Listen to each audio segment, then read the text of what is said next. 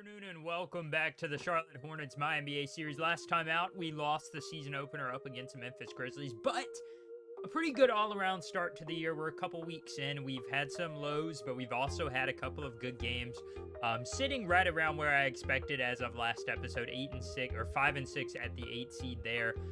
Pretty much where I expect to be this team. I'm not going to pretend that we got leagues better than where we were last year, but I still think we're a solid, last few seeds of the playoffs or a play-in team at best. So that's really where I'm hoping this team will be going forward in the rest of the season. But today we're going to start the in-season tournament here in Season 2. We were able to get our first win in the first tournament game against the Nets. I wanted to play a different team. But here we are in the Windy City at the United Center to take on the Chicago Bulls. Mark Williams back after a couple weeks with an injury. Thankfully, the starting center for your Hornets has been able to come back from injury rather quickly, and they're going to start with the play straight for Melo. Kobe White gets lost, and Melo hits the three. I don't care if everybody says he's not the real Melo. I'm going to call him Melo all day long. We're still going to have to deal with this man on defense. Zach LaVine stepping back and hitting. Maybe he's not as good as he was at one point, but that guy can flat out score at will whenever he puts his head down. Now Melo driving. He's going to drive past the defense and lay it up and in. Good job there. Zachary Rissaker misses the three. The guy from France, a second-year player out of France, one of the top picks in the draft a few years ago. Melo pump fakes, gets him jumping, and Melo, strong start for him. He's got 7.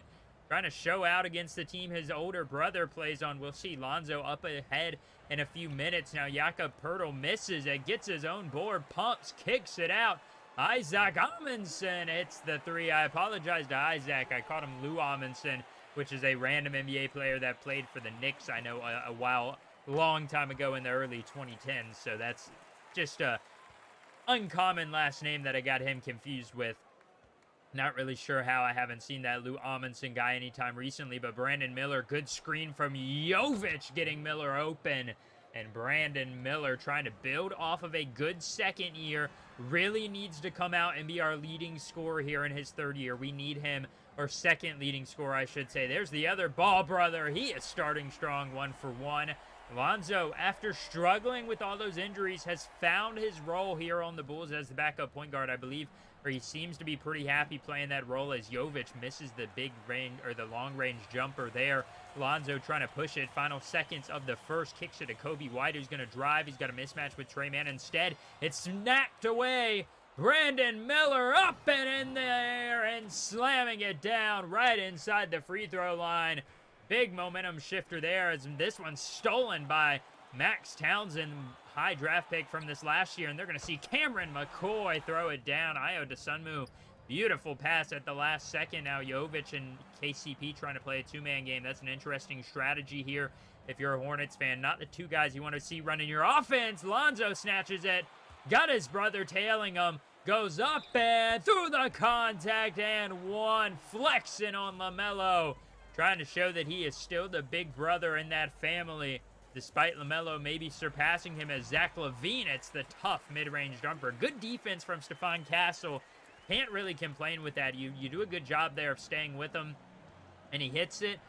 You can't do much more about that as Trey Mann's going to stumble, gets double-teamed. Stephon Castle from the corner, hitting it, and he's got 5 here in this first half now, 38 all. This one's tied up. Melo's going to go to KCP. Quick shot is rejected by Amundsen. 10 seconds left in the shot clock. LaMelo pick and fade. Gives it back. This time, Pope is good from 3. The veteran showing what we signed him for. Play some defense, hit some threes, and he did not let that block get into his head as a missed free throw is rebounded by Mark Williams. Big board there. He's kind of out-rebounding Jakob Poeltl a lot here now. We're going to see Castle go to Bridges. Melo, final seconds of the shot clock. Step back, contested. Can't get it to fall. Another board for Mark Williams. And a resetted shot clock. Stephon Castle drives. He's going to kick it to Bridges, who drives. Double team. Back out. Miller. 3 is good at the last second. 45-40. The Hornets are shooting well in this one. Brandon looking for another one. Let's go, Brandon. There's the slogan right there. But we're talking about Brandon Miller, who is performing well in his third year. Ayo Dosunmu passes it back. A little give-and-go action as Lonzo continues his good 8-point start. And the Bulls sticking right in this one. Despite a strong showing from three for the Hornets, the Bulls continue to stick around now. Trey Mann drives, kicks it. Bridges, late contest. It's too late. Miles Bridges continues to show why we need him on this roster. He has been dangled as a trade piece a few times across the years, but he has been very, very good since we took over this team and brought in Kevin Ollie. Zach LaVine looking to respond, and the star of the Chicago Bulls does just that. Potentially a trade piece later in the season as Mark Williams reverse slam with Poeltl on his back. Jakob Poeltl, I should say, right behind him. We're going to see LaVine possibly on the trade block because DeMar's gone. The Bulls are bad. They're looking to rebuild, and they're looking to get rid of Zach LaVine, but it's not a guarantee. Zachary Rasacher hits the three. I'm not exactly sure how to pronounce his name, but he's playing pretty doggone good from France, and he hits another one in this third quarter as the Bulls storming back to start the third quarter, 69-68. Melo drives, kicks it to Willard Bell, the rookie, trying to be in the stretch the floor. He's going to get a double team, swinging it. Stephon Cassell hits the three. That's another big shot from the second-year guard. And now the Bulls are trying to get back into this one. 74-70, mismatch there. He gets it down low. Poeltl hits the shot. Willard Bell tried to go for the steal, missed it, and left Poeltl with a wide-open little floater. Bell trying to respond. First three in a game that we've seen for Willard Bell, and that is exactly what we drafted him for. I wanted him going into the draft as a manager, and we went in and we stuck to our guns. We were able to bring him in just as I expected as Kobe White answers. Big shot there from the emerging guard out of North Carolina. Had a couple disappointing seasons, but he's really shown out. Willard Bell looking for another one. That's a big one. 6 points on the board for the rookie as we head into the fourth, up by 4 now. Trey Mann, we've got Melo, Mann, Pope, Jovic, and Richards. Interesting lineup. Melo drives, pick and fade. Pope, quick jumper is good. He's got 8. Look at the speed that he gets that one off. He doesn't even give Alonzo a chance to get in there and contest. Beautiful shot. He is going to be clutch come playoff time if we make it that far. Drew Holiday now in for Melo. They're going to go and run the offense through Trey Mann. Man, little screen from Jovic. Can't get free. Shot clock coming down to the final 6 seconds. Man driving, kicks it. Jovic open. Can't hit the shot. Tough three. That one was a little deeper than he's used to. Instead of fast break for LaVine. Pulling up and hitting. KCP contested. But Zach LaVine was too quick with it. And the Bulls only trail by 6 now with 9.5 remaining. LaVine drives, kicks it to McCoy. Cameron McCoy, a draft pick from this last year's draft, sets a tough screen, and Lonzo connects on the 3. And cutting it down 90-88, under 8 minutes, or under 9 as Lonzo.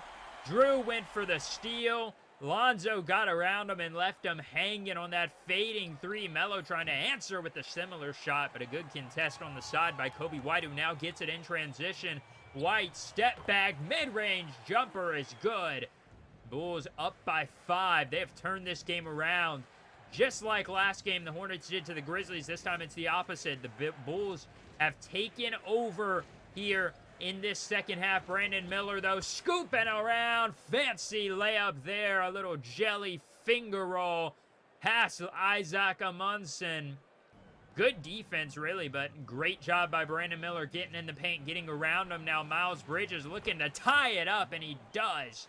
99 all, right around 5 minutes remains. LaVine drives, gets doubled, triple, good from Isaac Amundsen, and Kevin Ollie needs a timeout. Only 3 left in the quarter, so we're going to see Stephon Castle miss a little Euro step. Good rebound by Mark Williams. Another offensive board. Miller, cross court, Melo, 4-3, hits it, and he ties it up. LaMelo clutch jeans as he's going to get another chance. Another cross court passes there, and Melo ties it up again. The star of the Hornets is coming through after a tough showing in the beginning of this game. He's turning on here in the fourth. Pump fake, gets his man jumping, dishes it off the Bridges. The Hornets lead by 3 with around 2 to go in this fourth quarter now. It's 109 to 112. Levine driving, good defense over both the defenders. I mean, what can you do? That is about as good of a defense as you can play without fouling, and Mark Williams comes in to help, and he still hits it. Hornets able to keep it at 3 points, though. Jumping inside, Pirtle steals it out of the air. Amundsen dishes it down, and Levine throws it down in transition. Hornets up by 1. LaMelo pick and roll, dishes it, deflected again. Pirtle with the clutch steal, back-to-back drives. And now it is a all or nothing. Levine step back, doesn't shoot it. Probably the best decision. White drives, kicks it. Zachary Rasaker hits the 3. Oh my goodness, the second-year forward out of France. Clutch 3 from the corner. And the Hornets just got this game snatched away from them. I thought this one was in the bag. Now Melo trying to get something going here. Willard Bell driving, backing down the mismatch. Bridges, 3, no good. They're going to have to play the foul game now, thankfully. Yep, the Bulls will miss one. So with 15.6 remaining, it's a 3-point ball game. Melo, pick and roll with Bell, kicks it out. Bell around the defender. It's a blocking foul. And that is a bonus foul, and the free throws for the rookie, who's in for a shooting right now. Hits the first one. Clutch thing to ask for a rookie to do, and he hits the second one, cutting it back down to 1. Unfortunately, Kobe White will connect on both of his free throws, so no timeouts. 6.7 remaining. Melo gonna get a screen from Bridges. Good defense by Amundsen. Nowhere to go. Bridges heaves it, and it's no good. Oh, man. The last second shot from Zachary Rasaker, and the Bulls escape the United Center with a win and a comeback one at that. Big game from Zach LaVine, 30-6. He shot around 50% from the field. Miles Bridges led the way with 23. Melo had a double-double as always. All around, good game from everybody, and we still lost. I mean, we shot out of this world. We shot it really well from 3.